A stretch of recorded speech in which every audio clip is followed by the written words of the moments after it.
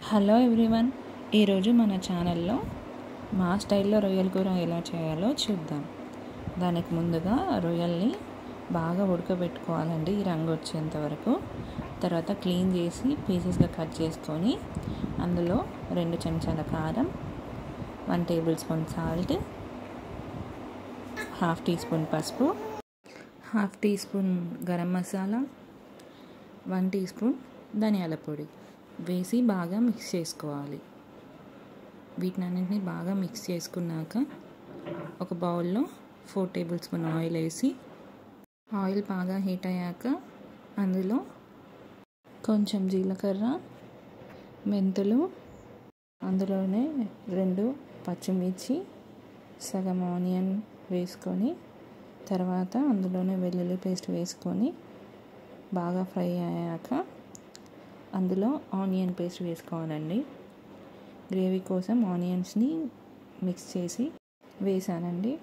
తర్వాత ఈ మిశ్రమాన్ని అన్నిటినీ బాగా ఫ్రై అయ్యాక అందులో 2 చెంచాల అల్లం వేసి బాగా మిక్స్ చేసుకోవాలి.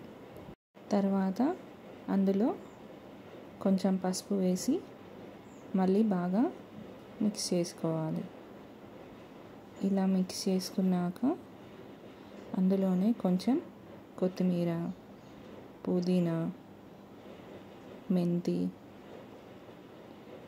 వేసి మళ్ళీ ఒకసారి మిక్స్ చేసుకొని మూత పెట్టి ఒక 5 మినిట్స్ ఉడకనివ్వాలండి.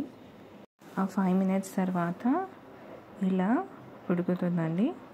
తర్వాత ఒకసారి మిక్స్ చేసుకొని అందులో మనం ముందుగా కలిపి పెట్టుకున్న రొయ్యలన్నిటినీ వేయాలి. వేసి బాగా మిక్స్ చేసుకోవాలండి, పోపు అంతా దానికి పట్టేలా.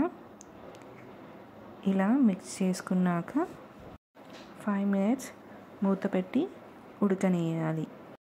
ఆ తర్వాత చూస్తే ఇలా ఆయిల్ అనేది ఇట్లా పైకి తేలుతూ ఉండాలండి. తర్వాత దీన్ని బాగా మిక్స్ చేసుకోవాలండి ఒకసారి. ఇలా కూడా సర్వ్ చేసుకొని తినచ్చు, కానీ మనకు కొంచెం గ్రేవీ కోసం ఇందులో కొంచెం చింతపండు రసం యాడ్ చేస్తున్నామండి.